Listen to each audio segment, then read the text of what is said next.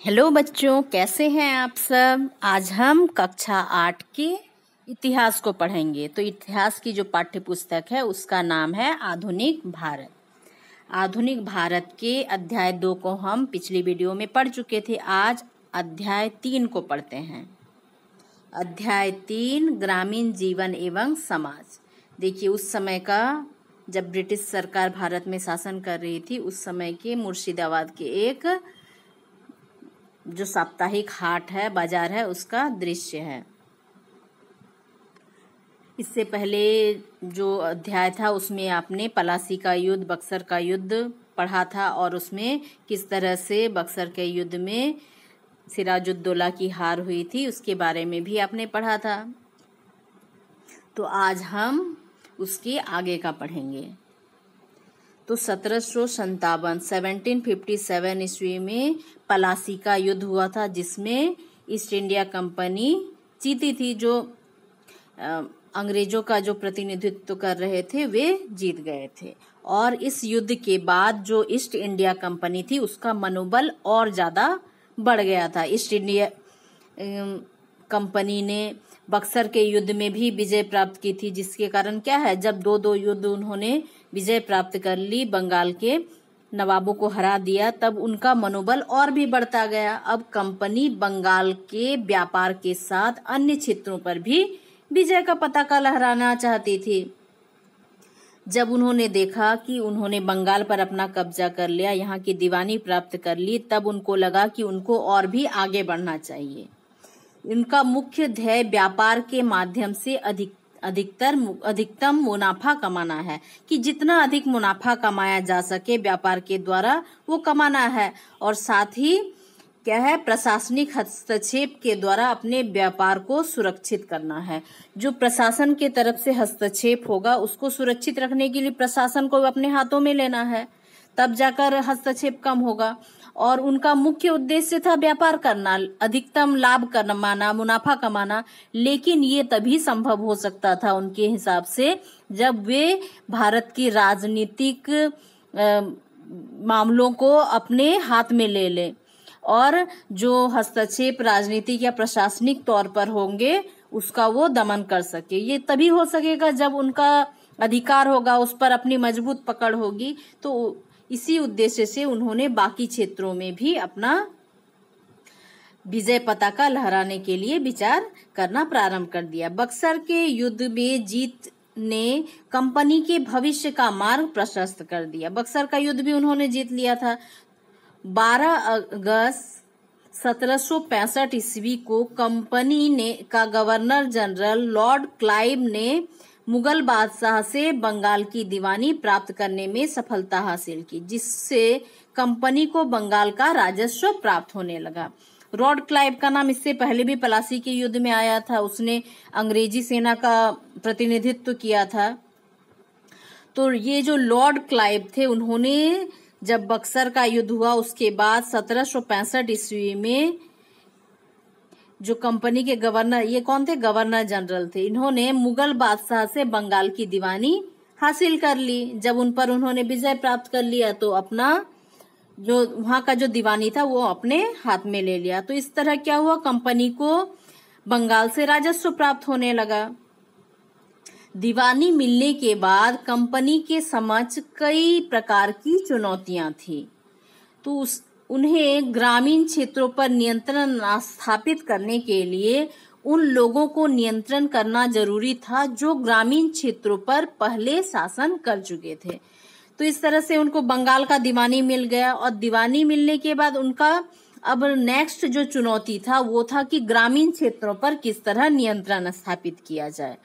तो जहां ग्रामीण क्षेत्रों में पहले से ही शासक थे तो उनको हटाकर उनका नियंत्रण लाना मुश्किल काम था, और जनता के बीच जो पहले शासक थे वे काफी सम्मानित थे। कंपनी ऐसे लोगों को संयम पूर्वक नियंत्रण में लेने का प्रयास करने लगी। ठीक है, तो जो पहले शासक थे ग्रामीण क्षेत्रों में उनको लोग सम्मान करते थे, और वैसे लोगों को एकदम से हटा देना संभव नहीं था। इसलिए कंपनी ने संयम तरीके से उन पर नियंत्रण करने का प्रयास जारी रखा। हालांकि उन्हें पूरी तरह से समाप्त करना संभव नहीं था, क्योंकि वे पहले से ही वहां पर स्थापित हो चुके थे और उनको अचानक से हटा देना वो इतना आसान काम नहीं था। इसलिए कंपनी ने चालाकी से उसको नियंत्रण करने की सोची। इस अध्याय में हम जानेंगे कि कंपनी ने ग्रामीण क्षेत्रों को किस प्रकार अपना उपनिवेश बनाया। उपनिवेश भी इसके पहले जान चुके हैं क्या है उपनिवेश, कि किसी शक्तिशाली देश द्वारा कमजोर देशों के राजनीतिक, सामाजिक, आर्थिक मामलों पर हस्तक्षेप करना, उन पर अपना कब्जा कर लेना ही उपनिवेशवाद है। तो इसी तरह से जो कंपनी सरकार थी वो चाहती थी कि ग्रामीण क्षेत्रों पर भी अपना उपनिवेश स्थापित कर ले और धीरे धीरे वे भारत के क्षेत्रों जो उनके साम्राज्य था उसका विस्तार करना चाह रही थी। जैसे ही क्या होता है, कभी किसी को यदि कोई एक सफलता मिल जाती है तो उसका आत्मविश्वास बढ़ जाता है, तब उसको लगता है कि हमको इससे संतुष्ट नहीं रहना है और आगे जाना है। तो यही था कंपनी का भी। अपने आय के लिए कौन कौन से संशोधन का प्रयोग किया, इस अध्याय में हम जानेंगे। किस तरह से अपने आय को बढ़ाने के लिए संशोधन किया, ग्रामीण जनता के अधिकारों पर कैसे अंकुश लगाया और अपने व्यापारिक लाभ के लिए किसानों से व्यावसायिक फसलों की खेती के लिए किस तरह से बाध्य किया। तो आगे ये भी पढ़ेंगे कि अपना लाभ कमाने के लिए वहां के भारत के जो किसान थे उनको व्यावसायिक फसलों की खेती के लिए बाध्य किया। इससे पहले क्या थे, जो किसान थे वे खाद्य फसलों की खेती करते थे, लेकिन अंग्रेज अधिक मुनाफा कमाने के लिए अपने देश में जो कंपनियां हैं उसको कच्चा माल उपलब्ध कराने के लिए जोर जबरदस्ती जो ग्रामीण क्षेत्रों के किसान थे उनको व्यावसायिक फसलों की खेती कराते थे। लेकिन किसान ऐसा नहीं करना चाहते थे, क्योंकि व्यावसायिक जो फसलें हैं उनको तो खाया नहीं जा सकता, उससे जीवन निर्वाह नहीं हो सकता। ऐसे भी जो भारत के किसानों की स्थिति थी काफी दयनीय थी, क्योंकि उनका बहुत ज्यादा शोषण होता था और उनके पास भूमि भी इतना कम होती थी कि खाद्य फसलों का उत्पादन किया जाए तो ही कम पड़ जाता था, और उसमें यदि व्यावसायिक फसलों को उगाया जाए तो खाद्य फसलों की कमी हो जाएगी। तो ये सारे चीज हम आगे देखेंगे।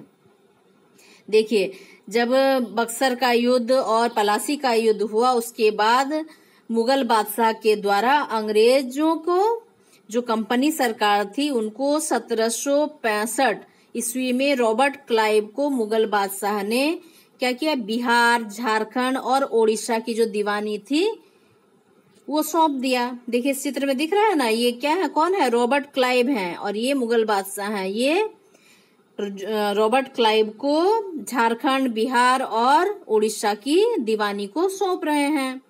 पहले तो उनको बंगाल की दीवानी मिल गई, अब उसके बाद बिहार, झारखंड और ओडिशा की भी दीवानी उन्होंने प्राप्त कर लिया। अब देखिए कंपनी की आय, तो कंपनी को किस तरह से आय होता है उसको देखते हैं।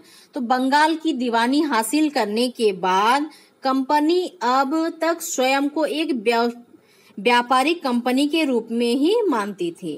ठीक है, तो कंपनी अपने को क्या मानती थी कि हम व्यापार करने आए हैं, भारत में व्यापार करेंगे और भारत से जितना ज्यादा हो सके मुनाफा कमाकर जाएंगे। उनका उद्देश्य यहाँ पे पहले शासन स्थापित करना नहीं था, लेकिन जब उनको शासन के द्वारा हस्तक्षेप मिला अपने व्यवसाय में, तब उन्होंने राजनीतिक मामलों में भी हस्तक्षेप करना प्रारंभ कर दिया। तब उन्होंने समझा कि हम प्रशासन को अपने हाथ में ले लेंगे तभी हमारे मुनाफा में भी वृद्धि होगी, तभी हमारे क्या होंगे, जो व्यवसाय है उसमें कोई किसी तरह का हस्तक्षेप नहीं होगा। और यही कारण था कि कंपनी, जो व्यापारिक कंपनी थी ईस्ट इंडिया कंपनी, वह प्रशासन को भी अपने कब्जे में लेने के लिए विचार करने लगी। उसका मुख्य लक्ष्य था कि व्यापार में लाभ हासिल करने के लिए प्रशासन का इस्तेमाल किया जाए, और ये जो प्रशासन को अपने कब्जे में लेकर क्या करना चाहती थी, उसका इस्तेमाल करना चाहती थी। और यही कारण था कि वो जिस जगह को कैप्चर कर लेती थी वहां यदि उनको कठपुतली शासन मिल जाता था तो उसी को छोड़ देती थी, और यदि नहीं मिल पाता था तभी अपने प्रतिनिधि को वहां नियुक्त करती थी। तो इनका मुख्य उद्देश्य क्या था कि जो प्रशासन है वो उनके कहने पर ही चले, और वो प्रशासन का इस्तेमाल अपने व्यापारिक लाभ के लिए करना चाहती थी। कंपनी आम जनता पर भारी लगान चाहती थी, लेकिन लगान के आकलन एवं वसूली के लिए कोई सुदृढ़ रणनीति नहीं बनाई गई थी। तो कंपनी को जब दीवानी मिल गई तो अब उनको राजस्व कर वसूल करना होगा उनसे। तो इस कर वसूल करने के लिए वो तो बहुत ज्यादा कर वसूल करना चाहती थी, लेकिन इसको वसूलने के लिए उनके पास कोई सुदृढ़ रणनीति नहीं थी, कि प्लानिंग नहीं थी कि किस तरह से ये जो कर है, टैक्स है, इसको प्राप्त किया जाए। ज्यादा राजस्व प्राप्त करना एवं सस्ता माल खरीदना उनका उद्देश्य बन गया।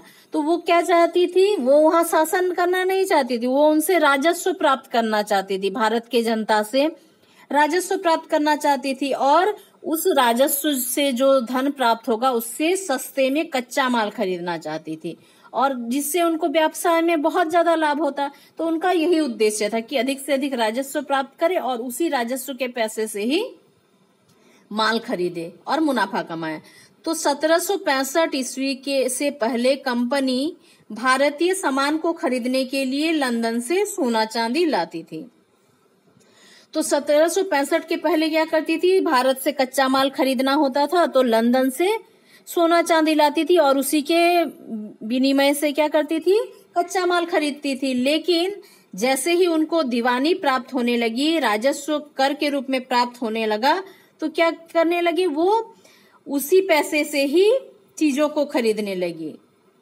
जो कच्चा माल, मतलब भारत का पैसा ही भारत के लोगों को दिया जा रहा है, जो सामान खरीदने के लिए भी वही भारत के लोगों का पैसा ही व्यवहार किया जा रहा है। अब बंगाल में जमा होने वाले पैसों से ही निर्यात के लिए चीजें खरीदी जा सकती थी। तो जो पैसा आता था उसी से ही वो निर्यात, मतलब क्या, हमारे देश से कुछ चीजों को बाहर भेजना। तो कच्चा माल यहाँ खरीदती थी और अपने देश लंदन भेजती थी। तो अब क्या करें, जब बंगाल से जो पैसा उनको मिलने लगा दीवानी के रूप में, तो उसी पैसा को वो निर्यात के लिए चीजें खरीदने में व्यवहार करने लगी। इसके कारण प्रति वर्ष भारतीय माल और संपत्ति का दोहन होने लगा। तो इस तरह क्या होने लगा कि एक तो भारत के लोगों का पैसा भी जा रहा है और भारत के लोगों का जो संपत्ति है, कच्चा माल है, वो भी जा रहा है। दोनों में ही क्षति हो रही है भारत की। तो परिणाम स्वरूप इंग्लैंड अधिक अमीर और भारत गरीब होता गया, और इस तरह से लूट का कारोबार चलता रहा। और जो लंदन था वो अमीर होता गया, इंग्लैंड, लंदन, ये सब क्या होता है, अमीर होते गए, और भारत क्या होता गया, गरीब, क्योंकि उसी के पैसे से उसी का सामान खरीदा जा रहा है। वे अपना पैसा बिल्कुल नहीं लगा रहे हैं, जबकि मुनाफा पूरा कमा रहे हैं। तो इस तरह से क्या हुआ, उनका देश अमीर होता गया। निर्यात की जाने वाली प्रमुख वस्तुओं में सूती व रेशमी कपड़ा प्रमुख था। तो भारत में अच्छे किस्म के सूत मिलते थे, रेशम मिलते थे, तो उनको उन्होंने निर्यात करना प्रारंभ कर दिया। इस प्रकार इंग्लैंड में औद्योगिक क्रांति का दौर चल गया, और इतने सस्ते में जब कच्चा माल इंग्लैंड में प्राप्त होने लगा, तो क्या होने लगा, वहां के उद्योगों का विकास होने लगा और औद्योगिक क्रांति होने लगी। इसलिए इंग्लैंड के उद्योगपतियों और व्यापारियों के हितों के लिए भारतीय किसानों और कारीगरों का शोषण प्रारंभ हो गया। और जैसे ही औद्योगिक क्रांति होने लगी तो उनको बहुत ज्यादा और सामानों की आवश्यकता होने लगी। तो जो इंग्लैंड के उद्योगपति और व्यापारी थे, उनके हितों की रक्षा के लिए ईस्ट इंडिया कंपनी ने भारत के किसानों और कारीगरों को शोषण करने लगा। तो उनसे क्या करते थे, उनको प्रेशर दिया जाता था कि वे अपने सामान को, अपने जो कच्चे माल है उसको कम कीमत पर ईस्ट इंडिया कंपनी को दे दे, और वही माल वो अपने देश भेजते थे, इंग्लैंड भेजते थे, और वहां के व्यापारियों को इससे कच्चा माल प्राप्त होता था और लाभ होता था। तो इस प्रकार से जो किसान थे उनकी और कारीगर थे, उनकी स्थिति बहुत ही दयनीय हो गई थी।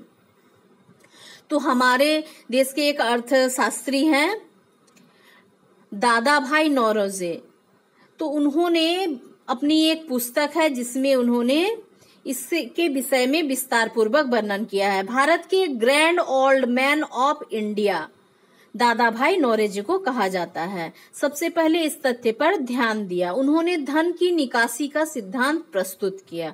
धन के निकासी का सिद्धांत उन्होंने ही प्रस्तुत किया। उन्होंने poverty and on British rule in India 1867 में उनकी एक पुस्तक प्रकाशित हुई, जिसमें उन्होंने विस्तार पूर्वक इसके बारे में लिखा कि किस तरह से भारत से धन की निकासी हो रही है, और जबकि भारत की जो अर्थव्यवस्था है उसमें उसका बहुत ही प्रतिकूल प्रभाव पड़ रहा है। तो इसका जो कारीगरों और किसानों का शोषण होता था, इसका बंगाल की अर्थव्यवस्था पर नकारात्मक प्रभाव पड़ने लगा। किसानों की जो हालत थी बदतर हो गई, वे लगान चुकाने में भी समर्थ नहीं रह गए और उनको इतना सस्ते दामों में उनको सामान बेच देना पड़ता था, तो उनका बहुत कम फायदा होता था और जो उनको लगान चुकाना होता था वो भी मुश्किल हो जाता था। उनकी इतनी आय ही नहीं होती कि वो लगान चुका सके और उनका जो जीवन यापन है वो भी कष्टप्रद हो गया था। तो उनकी जो हालत थी कारीगरों की, किसानों की, बहुत खराब हो गई थी। कारीगर कंपनी के भय से गांव छोड़कर पलायन करने पर विवश होने लगे और जब वो लगान नहीं चुका पाते, उनकी आर्थिक स्थिति इतनी खराब हो जाती, ऊपर से अंग्रेजों का शोषण होता था, तो इस तरह से वे गांव छोड़कर भागने के लिए बाध्य हो जाते थे। जो कारीगर थे उन्हें अपनी चीजें कम कीमत पर बेचने के लिए कंपनी द्वारा मजबूर किया जाता था। कंपनी उसको मजबूर कर देती थी कि आपको कम कीमत पर अपने सामान को बेचना ही पड़ेगा, क्योंकि वहां की जो प्रशासनिक व्यवस्था थी उन पर उनका ही अधिकार हो गया था। इन परिस्थितियों में एक और खेती चौपट होने लगी, वहीं कारीगरों का उत्पादन भी गिरने लगा। तो दोनों वर्ग प्रभावित थे, किसान भी प्रभावित थे और कारीगर भी प्रभावित थे। जिससे क्या हुआ, किसानों के जो खेत थे वे चौपट हो गए, मतलब खेती में उत्पादन घट गया, कारीगरों का भी उत्पादन घट गया, क्योंकि वो पलायन करने लगे, अपने जो वासस्थान है वहां को छोड़कर भागने लगे कंपनी के डर से। 1770 ईस्वी में बंगाल में पड़े अकाल के कारण वहां की जो स्थिति थी दयनीय हो गई। ये तो हुआ कि अंग्रेजों का शोषण एक हुआ, इसमें उनकी हालत खराब हो गई। ऊपर से 1770 ईस्वी में बंगाल में बहुत बड़ा अकाल पड़ा था, चारों ओर कुछ भी नहीं उपज पाया था, बारिश नहीं हुई थी और इस अकाल के कारण उनकी जो स्थिति थी और ज्यादा दयनीय हो गई थी। एक अनुमान के अनुसार अकाल में 1 करोड़ से भी अधिक लोगों की मौत हो गई थी और लोगों को खाने के लिए अन्न नहीं मिला और उनका कुछ नहीं उपज रहा था। ऊपर से लगान का प्रेशर, शोषण अंग्रेजों के द्वारा किया जाता था, जिससे बहुत सारे लोगों की मृत्यु हो गई, करोड़ों में लोग मारे गए। लेकिन कंपनी ने इस विषम परिस्थिति में उन्हें राहत पहुंचाने के लिए कोई प्रयास नहीं किया। वो तो लगान वसूल करती है लोगों से, कारीगरों से, किसानों से, तो उसका दायित्व तो है कि जब उनका जो जनता है वो उनकी जो स्थिति है वो खराब हो, वो मुसीबत में आए, तो वैसे समय में जो शासक है उसको चाहिए कि वैसे लोगों को राहत पहुंचाए। लेकिन कंपनी के तरफ से किसानों को, कारीगरों को कोई राहत नहीं दिया गया और उल्टा उनके ऊपर शोषण किया गया, जिससे लोगों की जो मृत्यु की दर है वो और ज्यादा बढ़ने लगी। अंग्रेजों की भू राजस्व व्यवस्था और अंग्रेजों के द्वारा कुछ भूमि से जुड़े भी व्यवस्था किए गए थे। अंग्रेजों के समय भारतीय अर्थव्यवस्था गहरे संकट में फंस गई थी। जो भारतीय अर्थव्यवस्था थी उसकी हालत बहुत खराब हो गई थी, क्योंकि अंग्रेज तो एक कुशल शासक बनना नहीं चाहते थे। वे उनका सिर्फ उद्देश्य था व्यापार करना और मुनाफा कमाकर अपने देश ले जाना। तो उनको कोई मतलब नहीं था कि भारत की अर्थव्यवस्था कितनी भी खराब हो जाए। कंपनी के अफसरों को यह लगने लगा कि अब कृषि में सुधार और भूमि में निवेश करना जरूरी हो गया था। अब अफसरों को लगने लगा कि कृषि भूमि में भी सुधार करना आवश्यक है और भूमि में निवेश करना भी जरूरी है, जिससे उनको भूमि से भी लाभ प्राप्त हो सके। अंग्रेजों ने भारतीय कृषि के क्षेत्र में भूमि व्यवस्था और भू राजस्व के अंतर्गत कई व्यापक परिवर्तन किए। तो बहुत सारे परिवर्तन उन्होंने भू व्यवस्था पर किया या भू राजस्व मतलब भूमि से जो उनको टैक्स प्राप्त होता था उसके लिए भी बहुत सारा परिवर्तन किया। देखिए यहाँ बंगाल स्थित मुर्शिदाबाद का एक साप्ताहिक हाट दिख रहा है। तो उनका जो व्यवस्था था वो 3 तरह का था। पहला था स्थायी बंदोबस्त। पहला जो व्यवस्था था कंपनी के द्वारा किया गया वो था स्थायी बंदोबस्त। इसी क्रम में सर्वप्रथम 1793 ईस्वी में स्थायी बंदोबस्त बंगाल में लागू किया गया। स्थायी बंदोबस्त को सबसे पहले बंगाल में लागू किया गया, जिसे जागीरदारी व्यवस्था भी कहा जाता है, और इसी स्थायी व्यवस्था को ही जागीरदारी व्यवस्था कहा जाता है। बंगाल के बाद इसे बिहार और उड़ीसा में भी लागू किया गया। पहले बंगाल में, फिर बिहार और उड़ीसा में भी इसे लागू किया गया। इस व्यवस्था के अंतर्गत जमींदारों से माल गुजारी के रूप में एक निश्चित आय हमेशा के लिए निर्धारित कर ली गई थी। तो इस व्यवस्था में क्या था कि जमींदार से को टैक्स के रूप में एक निश्चित फिक्स कर दिया गया था, निश्चित राशि फिक्स कर दिया गया था कि आपको हर साल इतना जो राजस्व है वो आपको जमा करना है कंपनी को, सरकार को। तो उनको ये देखना नहीं है कि कृषि अच्छी हुई, अकाल पड़ा, बाढ़ आया, उत्पादन कितना हुआ, उससे कंपनी को कोई लेना देना नहीं था। उनको बस एक फिक्स राशि जमींदारों के माध्यम से जनता से प्राप्त करना था। जमींदार किसानों से वसूले गए लगान का 10/11 भाग सरकारी कोष में जमा करता था और शेष 1/11 भाग अपने खर्च, परिश्रम एवं दायित्व के लिए अपने पास रखता था। तो यदि 11 भाग लगान प्राप्त हुआ तो उसका 10 भाग जमींदार सरकार के पास, कंपनी के पास जमा करता था, और उसका 1 भाग, 11 भाग का 1 भाग अपने खर्च और बाकी परिश्रम के लिए, दायित्व के लिए वो अपने पास रख लेता था। यदि जमींदार निश्चित समय पर सरकारी खजाने में लगान जमा नहीं करता तो उसकी जमीन नीलाम कर दी जाती। और जमींदार के ऊपर भी रिस्क था कि यदि वो समय पर लगान नहीं वसूलता और नहीं जमा करता कंपनी के खजाने में, तो उसके अंतर्गत जितनी जमीन है जमींदार के अंतर्गत उसको नीलाम करके दूसरे की जमींदार को दे दी जाएगी। तो कौन चाहेगा अपना नुकसान करना? तो जमींदार भी कड़ाई से शोषण करके किसानों से लगान वसूल करते थे। यदि वो उनसे नहीं वसूल करते तो वो कंपनी को नहीं जमा कर पाते, और कंपनी को नहीं जमा कर पाते तो उनकी जमीन और जमींदारी भी चली जाती। तो इस तरह से स्थायी बंदोबस्त व्यवस्था थी जिसमें एक फिक्स पैसा जमा करना पड़ता था। यदि जमींदार निश्चित समय पर सरकारी खजाने में नहीं जमा करता तो उसकी जमीन नीलाम हो जाती। अंग्रेज इस व्यवस्था के तहत तय और नियमित आय को सुनिश्चित करना चाहते थे। लगान वसूलने के लिए वह अपना समय और धन नहीं व्यर्थ करना चाहते थे। तो वे अंग्रेज क्या चाहते थे कि लगान वसूलने के लिए वे अपना समय या फिर धन नहीं खर्च करना चाहते। तो वे चाहते थे कि उनका जो लगान है, राजस्व है, समय समय पर, एकदम समय पर उनको प्राप्त हो जाए, जिससे वे अपने व्यवसाय में उसे लगा सके। देखिए, लॉर्ड कॉर्नवालिस थे, इन्होंने ही स्थायी बंदोबस्त को लागू किया था। कंपनी इसके साथ ही जमींदारों को अपना सशक्त समर्थन बनाना चाहती थी, और इस तरह से जब जमींदारों को प्रेशर दिया जाएगा तो वो भी क्या है, जनता पर ढिलाई नहीं बरतेगी, वो भी कड़ाई बरतेगी। और इस तरह से क्या होगा कि कंपनी और जमींदार एक ही कैटेगरी में आ जाएंगे, और जो जनता होगी वो उनसे अलग हो जाएगी। जैसे ही जमींदार उनका शोषण करेंगे वे उसके अधीनस्थ नहीं रहेंगे, वे क्या हो जाएंगे, अंग्रेजों के सपोर्टर हो जाएंगे। अंग्रेज जिस तरह से कड़ाई से वसूल करना चाहती थी उसी तरह से जमींदार भी वसूल करेंगे।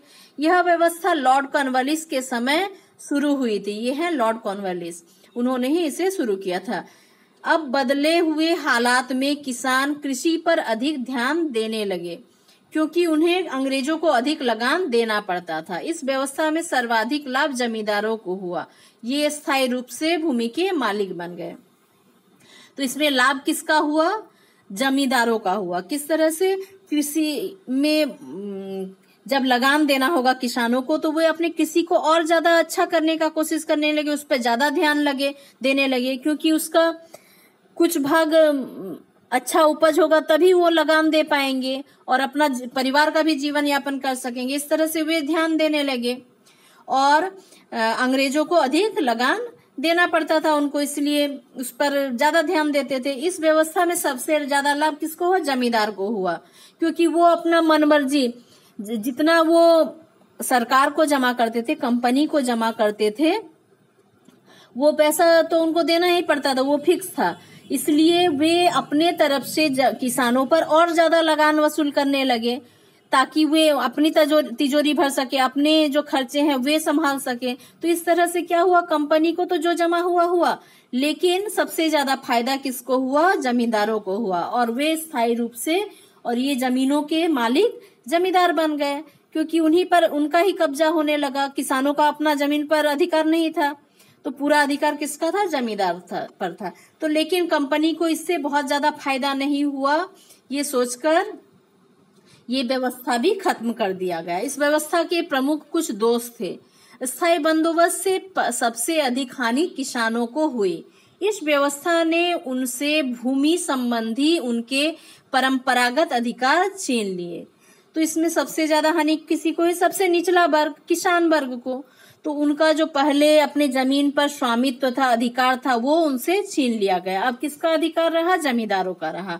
वे किसानों से मजदूर में परिवर्तित हो गए, और पहले वे किसान थे, लेकिन अब बस वे जमींदारों की जमीन पर मजदूर के तरह काम करने लगे और बदले में लगान देने लगे। तो ये क्या हो गए, किसान से मजदूर हो गए। अब वह सरकार के साथ उनका कोई सीधा संबंध नहीं रहा, और सरकार के और उनके बीच कौन था, जमींदार थे, इसलिए उनका सरकार से सीधा संबंध नहीं था। जमींदार अनेक तरह से अत्याचार और उनका शोषण करने लगे, और जमींदार भी अधिक लगान प्राप्त करने के लिए उनका अत्याचार करने लगे, शोषण करने लगे, क्योंकि उनकी उपज इतनी कम थी कि वो उतना लगान नहीं, इच्छा से नहीं दे सकते थे। अधिक उपज होगी, अधिक मुनाफा होगा, तभी ना वो अपनी इच्छा से देंगे। तो वो लगान देने में असमर्थ होते थे। तो जो किसान जमींदार थे, वे अपने लोगों से उनको शोषण करवाते थे, मारते पीटते थे, और उनसे लगान अदाय करते थे, प्राप्त करते थे। बाढ़ और अकाल के समय सरकार मालगुजारी में कोई भी छूट नहीं देती थी, और अकाल पड़ गया बंगाल में इतना बड़ा, और बाढ़ भी आते रहते थे, लेकिन फिर भी कंपनी इसमें कोई भी छूट नहीं देती थी, और ना ही कोई राहत कार्य भी करती थी। इस व्यवस्था के अंतर्गत लगान बढ़ाने का अधिकार चूंकि जमींदारों के पास था, इससे जमींदारों की संपत्ति इजाफा होते चला गया। तो क्या है, किसानों को तो कुछ लाभ नहीं हो रहा। एक तो उनकी जमीन गई, ऊपर से इतना लगान देना पड़ता था, ऊपर से मुसीबत के समय कंपनी उसका कोई सहायता भी नहीं करती थी। बस वो उनका मजदूर की तरह उनका काम कर रही है, उनका खजाना भर रहे थे। और जो जमींदार थे, वे भी अपनी संपत्ति को बढ़ाने के लिए किसानों का शोषण कर रहे थे, और लगान भी बढ़ा रहे थे, क्योंकि लगान बढ़ाने का अधिकार जमींदार के पास था।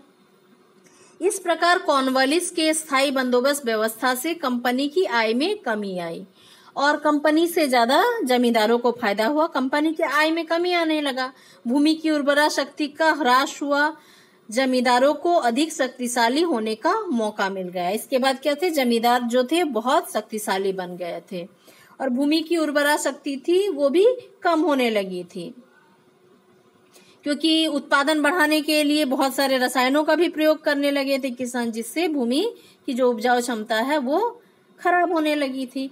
और इसके साथ ही ये जो स्थायी बंदोबस्त व्यवस्था है, इसको समाप्त कर दिया गया। अब और एक दूसरी व्यवस्था अंग्रेजों के द्वारा लाया गया, वो थी महालवाड़ी व्यवस्था। तो स्थायी बंदोबस्ती की असफलता के बाद कंपनी को यह लगने लगा कि राजस्व बंदोबस्त के लिए एक नई व्यवस्था की आवश्यकता है। जब स्थायी बंदोबस्त व्यवस्था असफल हो गया, तब उसके स्थान पर कंपनी ने एक नया बंदोबस्त व्यवस्था लागू किया, और इसके तहत एक नई व्यवस्था लागू की गई, जो थी महालवाड़ी व्यवस्था के नाम से, जिसे हम जानते हैं। तो ये व्यवस्था थी महालवाड़ी व्यवस्था। इस व्यवस्था के अंतर्गत भूमि पर पूरे गांव समुदाय का अधिकार मान लिया जाता था। तो पहले जो जमींदार का अधिकार था जमीन पर, वो अब पूरे गांव के पूरे समुदाय का अधिकार मान लिया गया। मतलब गांव में जितने लोग, जितने किसान हैं और जो जमीन है, उस पर गांव के पूरे समुदाय का अधिकार है। इस समुदाय के सदस्य अलग अलग या संयुक्त रूप से लगान की अदायगी कर सकते हैं। और ये जो समुदाय होगा, इसमें जो लोग हैं उसमें अलग अलग भी ये टैक्स अदाय कर सकते थे, या फिर एक साथ भी टैक्स दे सकते थे। सरकारी लगान को एकत्र करने के प्रति पूरे क्षेत्र या महाल समुदाय रूप से जिम्मेदार होता था। और लगान जो एकत्र किया जाता था पूरे समुदाय से एकत्र किया जाता था और पूरे समुदाय का दायित्व होता था लगान देने का। यह व्यवस्था सर्वप्रथम हॉल्ट मैकेंजी ने तैयार किया। यह व्यवस्था किसने तैयार किया था? हॉल्ट मैकेंजी ने।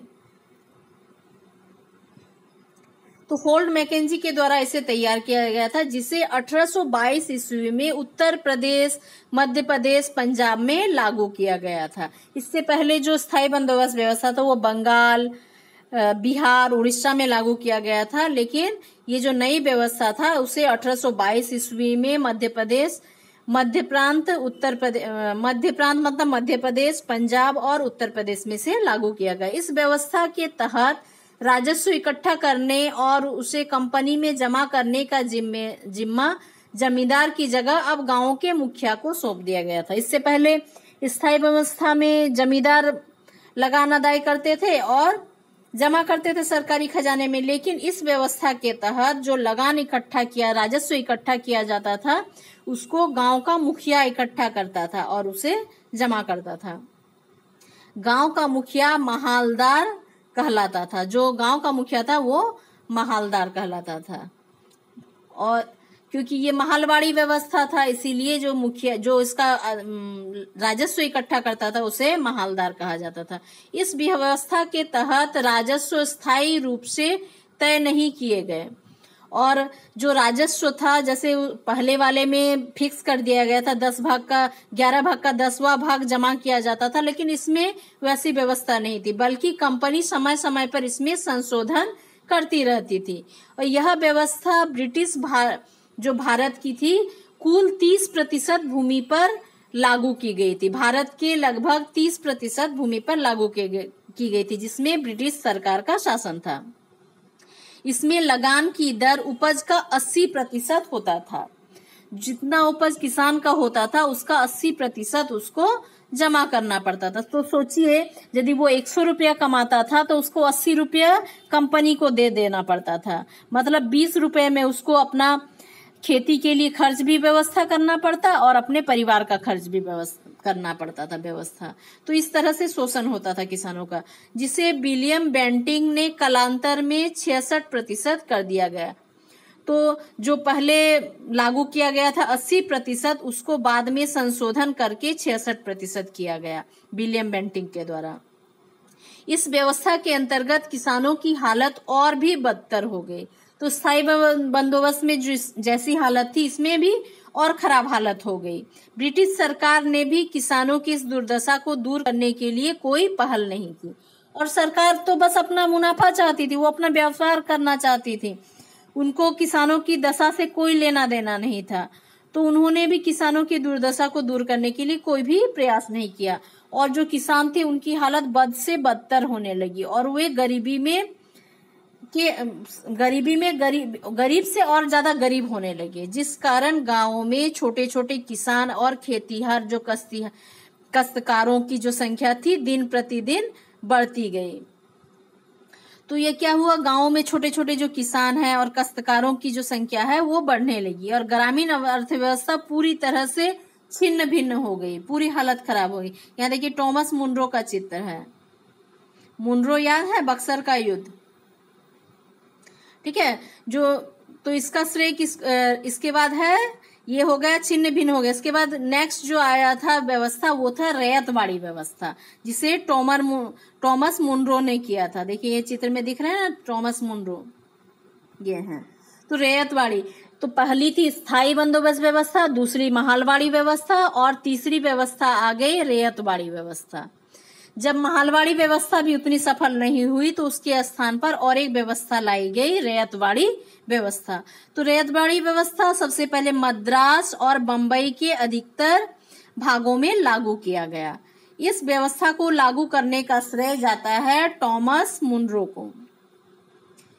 इसके अंतर्गत प्रत्येक जमीन धारक को रैयत कहा जाता, जो जमीन धारक है उसे रैयत कहा जाता। रैयत को भूस्वामी स्वीकार कर उसके साथ लगान देने की शर्त तय की गई। तो सबसे पहले स्थायी व्यवस्था में जो राजस्व था वो जमींदार अदा करता था, जमींदार वसूल करता था, और उस जमीन का मालिक भी जमींदार होता था। और दूसरी जो महलवाड़ी व्यवस्था था उसमें पूरे ग्रुप का अधिकार होता था, समुदाय का अधिकार होता था। लेकिन जो रैयतवाड़ी व्यवस्था है इसमें किसान को ही जमीन का मालिक मान लिया गया और उसके साथ कुछ शर्तें तय की गई। इन क्षेत्रों में इस व्यवस्था को लागू करने का मुख्य कारण यह था कि इस इलाके में बड़े जमींदार नहीं थे। इन जो मद्रास और मुंबई थे वहां बड़े जमींदार नहीं थे। इसके तहत उपज से होने वाले आय का लगभग आधा भाग लगान के रूप में वसूला जाता था। तो इससे पहले जो महलवाड़ी व्यवस्था था उसमें कितना था, 80% लगान था, लेकिन बाद में उसे चेंज करके 66% किया गया, 66%। लेकिन इस व्यवस्था में जो उपज होता था, यदि 100 रुपया इनकम हुआ तो 50 रुपया सरकार को देना होता, मतलब 50% देना होता था लगान के रूप में। मद्रास में यह व्यवस्था लगभग 30 वर्षों तक लागू रही। यह व्यवस्था मद्रास में 30 वर्षों तक चली। किसानों की इस व्यवस्था में अधिक लगान लिए जाने के विरोध न्यायालय में जाने की अनुमति नहीं थी।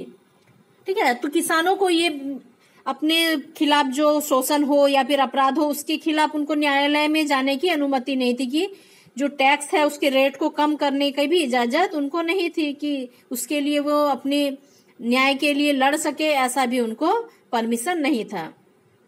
बंबई और मद्रास में जहां यह व्यवस्था लागू की गई थी वहां इसके बुरे परिणाम सामने आए। तो ये बंबई और मद्रास में ही ये सिर्फ लागू किया गया था और इसका बहुत ही बुरा परिणाम सामने आया, क्योंकि उनको अपने उपज का 50% दे देना पड़ता था और सरकार के विरुद्ध वो कुछ बोल भी नहीं सकती थी। लगान की राशि अधिक होने के कारण किसानों को कभी कभी लगान चुकाने के लिए साहूकारों से कर्ज लेना पड़ता था, और इतनी अधिक राशि जब उनको लगान के रूप में देना पड़ता था और उस अनुपात में उनका उपज नहीं होता था, जिसके कारण उनको साहूकारों से कर्ज लेकर लगान चुकाना पड़ता था, जिसके कारण धीरे धीरे वे अपने जमीन से मालिकाना हक खोने लगे। और साहूकार क्या करते थे, जमीन के बदले में उनको कर्ज देते थे, और जब साहूकारों का कर्ज भी वो नहीं चुका सकते थे किसान, तब वो उनकी जमीन को हथिया लेते थे, और इस तरह से जो किसानों की जमीन थी धीरे धीरे साहूकारों के हाथ में चली गई और उनका मालिकाना हक उसमें से चला गया। लगान चुकाने में असमर्थ किसानों को जेल में डाल दिया जाता था, और जो लगान नहीं चुका पाते थे फिर भी तो उनको जेल हो जाती थी। रैयतवाड़ी व्यवस्था का परिणाम भारतीय अर्थव्यवस्था पर काफी नकारात्मक रहा, और इसका जो परिणाम था बहुत ही नेगेटिव निकला, क्योंकि क्या अधिकतर किसानों की जमीन चली गई थी और किसानों में बहुत ज्यादा असंतोष भी था, और उनकी जो स्थिति थी, आर्थिक स्थिति थी, वो भी दयनीय होती गई थी। अब भारतीय अर्थव्यवस्था एवं कृषि का रूप बदलने लगा। उत्पादन के लिए ऐसी साधनों का उपयोग किए जाने लगा जिससे धन की आवश्यकता पड़ती थी। इससे मुद्रा, अर्थव्यवस्था एवं कृषि के वाणिज्यीकरण को बढ़ावा मिला। इसके बाद क्या हुआ, धीरे धीरे खेतों में आधुनिक यंत्रों का भी प्रयोग किए जाने लगा, और आधुनिक यंत्रों के प्रयोग करने से क्या है, खर्च भी बढ़ने लगा, और जिसके लिए मुद्रा की आवश्यकता होगी, और इसी के कारण मुद्रा, अर्थव्यवस्था और कृषि में वाणिज्यीकरण को भी बढ़ावा मिलने लगा। तो इस तरह से आप तीनों व्यवस्था समझ गए होंगे। ठीक है, स्थायी बंदोबस्त व्यवस्था, महलवाड़ी व्यवस्था और रैयतवाड़ी व्यवस्था। इसे आप और अच्छे से रिवीजन करके पढ़ेंगे तो इसको आपको और अच्छे से क्लियर हो जाएगा, अच्छे से समझ जाएंगे। फिर भी यदि दिक्कत हो तो जरूर कमेंट करेंगे। तो आज के लिए इतना ही। यदि आपका पिछला कोई चैप्टर छूट गया है या फिर आपको आने वाले चैप्टर चाहिए तो आप चैनल को सब्सक्राइब कर लेंगे। और ये इस चैप्टर का पार्ट 1 है, इसका पार्ट 2 नेक्स्ट वीडियो में देखने को मिलेगा। ठीक है, तो नेक्स्ट वीडियो भी आप जरूर देखिएगा, तभी आपको ये चैप्टर क्लियर होगा। तो चलिए आज के लिए इतना ही, आप पढ़ते रहिए। Thank you.